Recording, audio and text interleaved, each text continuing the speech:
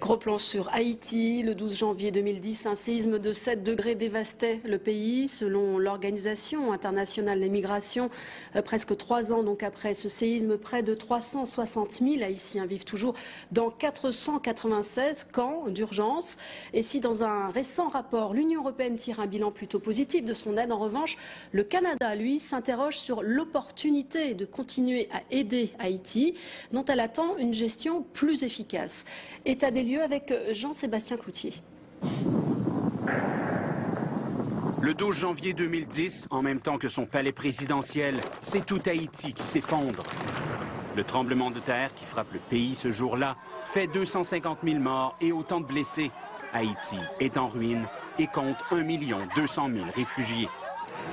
3 ans plus tard, 357 000 d'entre eux vivent toujours dans des camps improvisés insalubres et attendent un logement décent.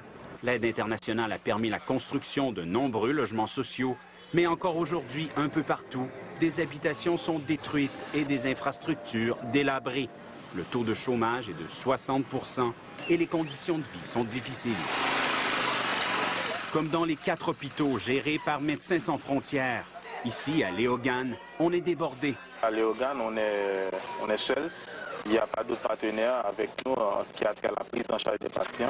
C'est qu'Haïti accumule les désastres. Une épidémie de choléra introduite par des casques bleus 10 mois après le séisme a infecté 620 000 personnes et en a presque tué 8 000.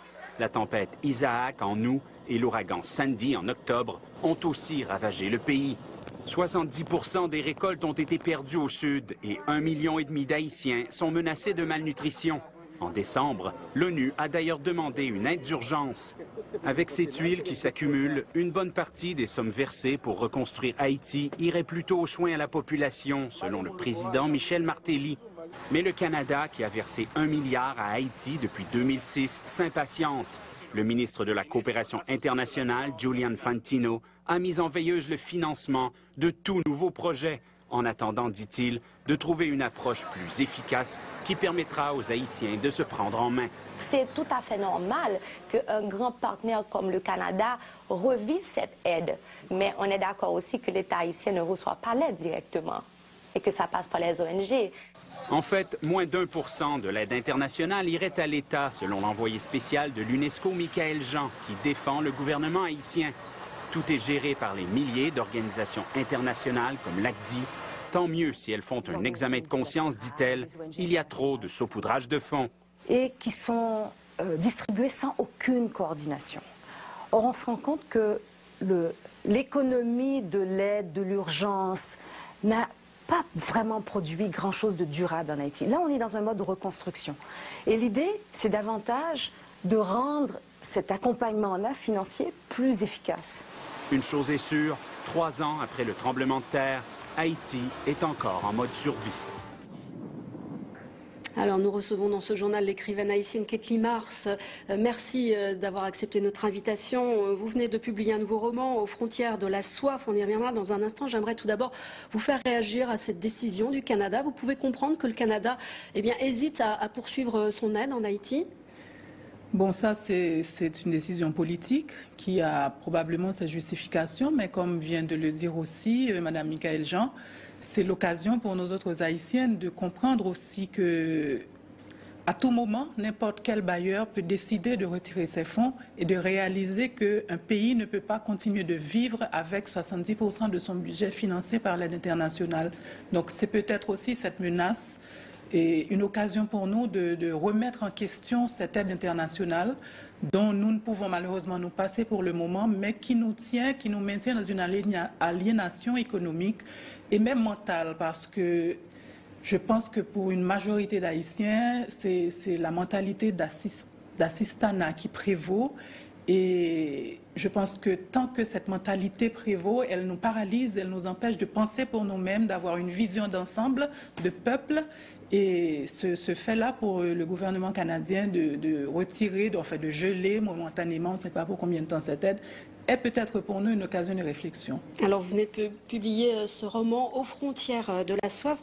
En fait, ça pourrait s'appeler « Aux frontières de l'enfer », ce livre, parce que vous nous plongez dans l'univers d'un camp de réfugiés, tels qu'ils sont, on les compte, près de 500 camps d'urgence, car il y a encore urgence en Haïti aujourd'hui. Ces camps qui sont de véritables villes dans la ville où tout se monnaie, et donc même le sexe, c'est un petit peu l'objet qui démarre, qui fait le début de ce roman avec votre personnage principal qui donc se rend régulièrement dans un camp, celui de Canaan, où il s'offre les services de petites filles. Oui, oui. Alors, on est dans la réalité ou dans la fiction, là?